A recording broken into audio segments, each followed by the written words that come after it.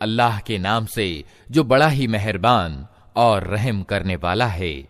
अलिफ लाम मीम रा, ये ईश्वरीय किताब की आयतें हैं और जो कुछ तुम्हारे रब की ओर से तुम पर उतारा गया है वो बिल्कुल सत्य है, मगर तुम्हारी कौम के ज्यादातर लोग मान नहीं रहे हैं। वो अल्लाह ही है जिसने आसमानों को ऐसे सहारों के बिना कायम किया जो तुमको नजर आते हों। फिर वो अपने राज सिंहासन पर विराजमान हुआ और उसने सूरज और चांद को एक नियम का पाबंद बनाया। इस सारी व्यवस्था की हर चीज एक निश्चित समय तक के लिए चल रही है और अल्लाह ही इस सारे काम का नियंत्रण कर रहा है।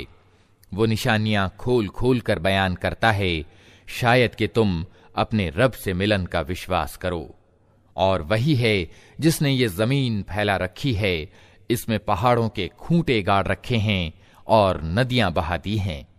उसी ने हर तरह के फलों के जोड़े पैदा किए हैं और वही दिन को रात से छिपाता है। इन सारी चीजों में बड़ी निशानियां हैं उन लोगों के लिए जो सोच विचार से काम लेते हैं। और देखो, जमीन में अलग अलग भूभाग पाए जाते हैं जो एक दूसरे से मिले हुए अवस्थित हैं। अंगूर के बाग हैं, खेतियां हैं, खजूर के पेड़ हैं जिनमें से कुछ इकहरे हैं और कुछ दोहरे।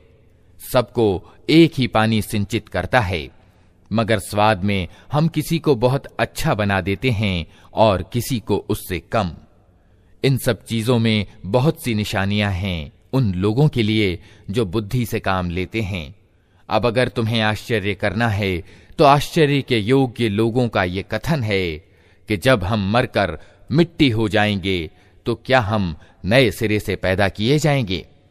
ये वे लोग हैं जिन्होंने अपने रब के साथ इनकार की नीति अपनाई है। ये वे लोग हैं जिनकी गर्दनों में तौक पड़े हुए हैं। ये जहन्नमी हैं और जहन्नम में हमेशा रहेंगे। ये लोग भलाई से पहले बुराई के लिए जल्दी मचा रहे हैं, हालांकि इनसे पहले जो लोग इस नीति पर चले हैं उन पर खुदा के अजाब की शिक्षाप्रद मिसालें गुजर चुकी हैं। सच ये है कि तेरा रब लोगों की ज्यादतियों के बावजूद इनके साथ माफी से काम लेता है, और ये भी सत्य है कि तेरा रब सख्त सजा देने वाला है। ये लोग जिन्होंने तुम्हारी बात मानने से इनकार कर दिया है कहते हैं कि इस व्यक्ति पर इसके रब की ओर से कोई निशानी क्यों ना उतरी। तुम तो सिर्फ सावधान करने वाले हो और हर कौम के लिए एक मार्गदर्शक है। अल्लाह एक एक गर्भवती के पेट को जानता है, जो कुछ उसमें बनता है उसे भी वो जानता है, और जो कुछ उसमें कमी या बेशी होती है उसकी भी उसे खबर रहती है। हर चीज के लिए उसके यहां एक मात्रा निश्चित है। वो छिपे और खुले हर चीज को जानता है।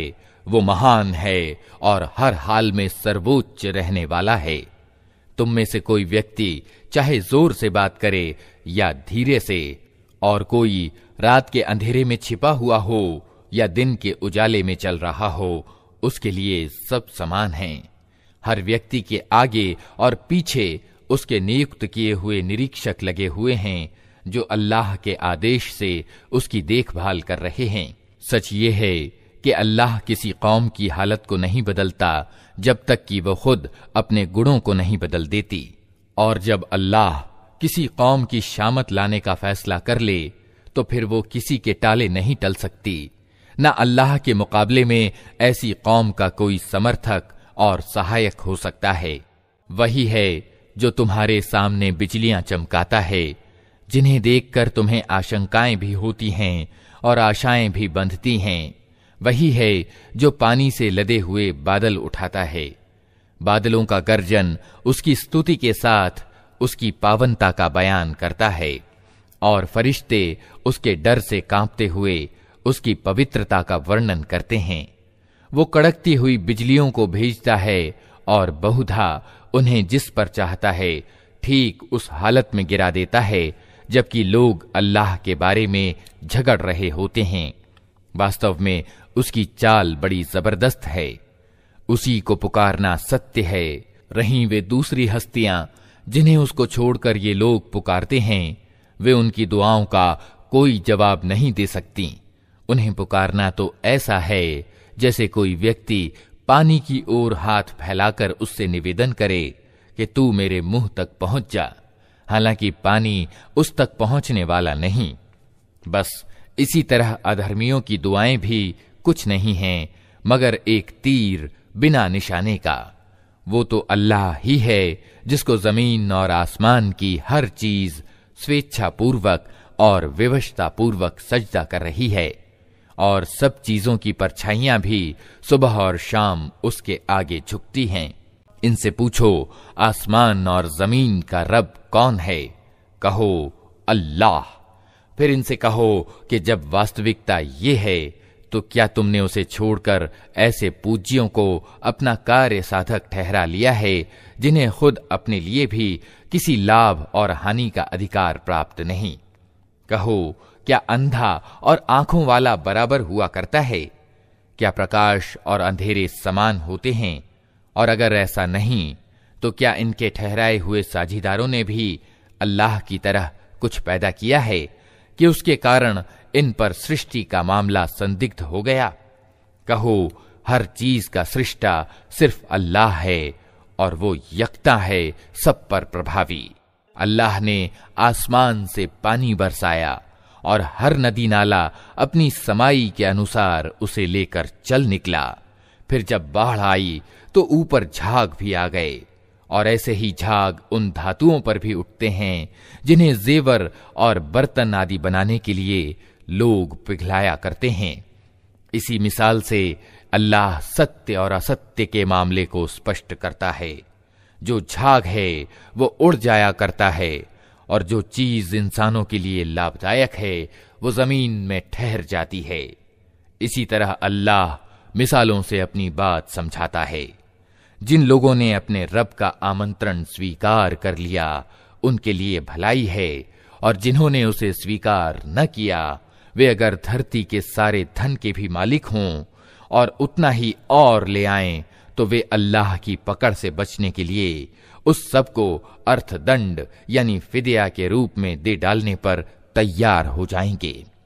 ये वे लोग हैं जिनसे बुरी तरह हिसाब लिया जाएगा, और इनका ठिकाना जहन्नम है, बहुत ही बुरा ठिकाना।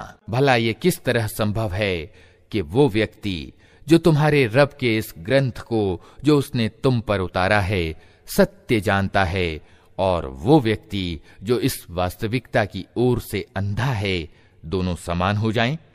नसीहत तो बुद्धिमान लोग ही कबूल किया करते हैं, और उनकी व्यवहार नीति ये होती है कि अल्लाह के साथ अपनी प्रतिज्ञा को पूरा करते हैं, उसे मजबूत बांधने के बाद तोड़ नहीं डालते। और उनकी नीति ये होती है कि अल्लाह ने जिन जिन नातों को जोड़े रखने का आदेश दिया है उन्हें जोड़े रखते हैं, अपने रब से डरते हैं और इस बात का डर रखते हैं कि कहीं उनसे बुरी तरह हिसाब न लिया जाए। उनका हाल ये होता है कि अपने रब की प्रसन्नता के लिए सब्र से काम लेते हैं, नमाज कायम करते हैं, हमारी दी हुई रोजी में से खुले और छिपे खर्च करते हैं, और बुराई को भलाई से दूर करते हैं। आखिरत का घर उन्हीं लोगों के लिए है, अर्थात ऐसे बाग जो उनके स्थायी निवास स्थान होंगे। वे खुद भी उनमें प्रवेश करेंगे, और उनके बाप दादा और उनकी पत्नियों और उनकी औलाद में से जो नेक हैं वे भी उनके साथ वहां जाएंगे। फरिश्ते हर ओर से उनके स्वागत के लिए आएंगे और उनसे कहेंगे, तुम पर सलामती है, तुमने दुनिया में जिस तरह सब्र से काम लिया उसके कारण आज तुम इसके अधिकारी हुए हो। अतः क्या ही अच्छा है ये आखिरत का घर। रहे वे लोग जो अल्लाह की प्रतिज्ञा को सुदृढ़ करने के बाद तोड़ डालते हैं, जो उन नातों को काटते हैं जिन्हें अल्लाह ने जोड़ने का आदेश दिया है, और जो जमीन में बिगाड़ फैलाते हैं, वे फिटकार के योग्य हैं और उनके लिए आखिरत में बहुत बुरा ठिकाना है। अल्लाह जिसकी चाहता है रोजी कुशादा कर देता है, और जिसे चाहता है नपी तुली रोजी देता है। ये लोग दुनिया की जिंदगी में मग्न हैं, जबकि दुनिया की जिंदगी आखिरत के मुकाबले में बहुत थोड़ी सुख सामग्री के सिवा कुछ भी नहीं। ये लोग जिन्होंने हजरत मोहम्मद सल्लल्लाहु अलैहि वसल्लम की पैगंबरी को मानने से इनकार कर दिया है, कहते हैं इस व्यक्ति पर इसके रब की ओर से कोई निशानी क्यों न उतरी। कहो, अल्लाह जिसे चाहता है गुमराह कर देता है और वो अपनी ओर आने का रास्ता उसी को दिखाता है जो उसकी ओर रुजू करे। ऐसे ही लोग हैं वे जिन्होंने इस नबी के बुलावे को मान लिया है और उनके दिलों को अल्लाह की याद से इत्मीनान हासिल होता है। सावधान रहो, अल्लाह की याद ही वो चीज है जिससे दिलों को इत्मीनान हासिल हुआ करता है। फिर जिन लोगों ने सत्य के आमंत्रण को माना और अच्छे कार्य किए, वे खुशनसीब हैं और उनके लिए अच्छा अंजाम है। ए नबी, इसी शान से हमने तुमको रसूल बनाकर भेजा है, एक ऐसी कौम में जिससे पहले बहुत सी कौमें गुजर चुकी हैं, ताकि तुम इन लोगों को वो संदेश सुनाओ जो हमने तुम पर उतारा है, इस हाल में कि ये अपने अत्यंत करुणामय ईश्वर के साथ इनकार की नीति अपनाए हुए हैं। इनसे कहो कि वही मेरा रब है, उसके सिवा कोई पूज्य नहीं है, उसी पर मैंने भरोसा किया और उसी की ओर मुझे पलट कर जाना है। और क्या हो जाता अगर कोई ऐसा कुरान उतार दिया जाता जिसके जोर से पहाड़ चलने लगते, या जमीन फट जाती, या मुर्दे कब्रों से निकलकर बोलने लगते। इस तरह की निशानियां दिखा देना कुछ मुश्किल नहीं है, बल्कि सारा अधिकार ही अल्लाह के हाथ में है। फिर क्या ईमान वाले अभी तक इनकार करने वालों की मांग के जवाब में किसी निशानी के प्रकट होने की आस लगाए बैठे हैं, और वे ये जानकर निराश नहीं हो गए कि अगर अल्लाह चाहता तो सारे इंसानों को सीधे मार्ग पर लगा देता। जिन लोगों ने अल्लाह के साथ इनकार की नीति अपना रखी है, उन पर उनकी करतूतों के कारण कोई न कोई आफत आती ही रहती है, या उनके घर के करीब कहीं उतरती है। ये सिलसिला चलता रहेगा यहां तक कि अल्लाह का वादा आ पूरा हो। यकीनन अल्लाह अपने वादे के विरुद्ध नहीं जाता। तुमसे पहले भी बहुत से रसूलों की हंसी उड़ाई जा चुकी है, मगर मैंने हमेशा न मानने वालों को ढील दी और आखिरकार उनको पकड़ लिया। फिर देख लो कि मेरी सजा कैसी कठोर थी। फिर क्या वो जो एक एक जीव की कमाई पर निगाह रखता है, उसके मुकाबले में इन दुस्साहसों से काम लिया जा रहा है कि लोगों ने उसके कुछ साझीदार ठहरा रखे हैं। ए नबी, इनसे कहो, अगर वास्तव में वे अल्लाह के अपने बनाए हुए साझीदार हैं, तो तनिक उनके नाम लो कि वे कौन हैं। क्या तुम अल्लाह को एक नई बात की खबर दे रहे हो जिसे वो अपनी जमीन में नहीं जानता? या तुम लोग बस यूं ही जो मुंह में आता है कह डालते हो? सच ये है कि जिन लोगों ने सत्य का आमंत्रण मानने से इनकार किया है, उनके लिए उनकी मक्कारियां खुशनुमा बना दी गई हैं और वे सीधे मार्ग से रोक दिए गए हैं। फिर जिसको अल्लाह गुमराही में फेंक दे, उसे कोई राह दिखाने वाला नहीं है। ऐसे लोगों के लिए दुनिया की जिंदगी में भी अजाब है और आखिरत का अजाब इससे भी ज्यादा कठोर है। कोई ऐसा नहीं है जो उन्हें अल्लाह से बचाने वाला हो। परहेजगार लोगों के लिए जिस जन्नत का वादा किया गया है, उसकी शान ये है कि उसके नीचे नहरें बह रही हैं, उसके फल चिरस्थायी हैं और उसकी छाया शाश्वत। ये अंजाम है डर रखने वाले लोगों का, और सत्य को ना मानने वालों का अंजाम ये है कि उनके लिए दोज़ख की आग है। ए नबी, जिन लोगों को हमने पहले किताब दी थी, वे इस किताब से जो हमने तुम पर अवतरित की है प्रसन्न हैं, और विभिन्न गिरोहों में कुछ लोग ऐसे भी हैं जो उसकी बातों को नहीं मानते। तुम स्पष्ट रूप से कह दो कि मुझे तो सिर्फ अल्लाह की बंदगी का आदेश दिया गया है और इससे रोका गया है कि किसी को उसका साझीदार ठहराऊं। अतः मैं उसी की ओर बुलाता हूं और उसी की ओर मेरा रुजू है। इसी आदेश के साथ हमने अरबी में ये फरमान तुम पर उतारा है।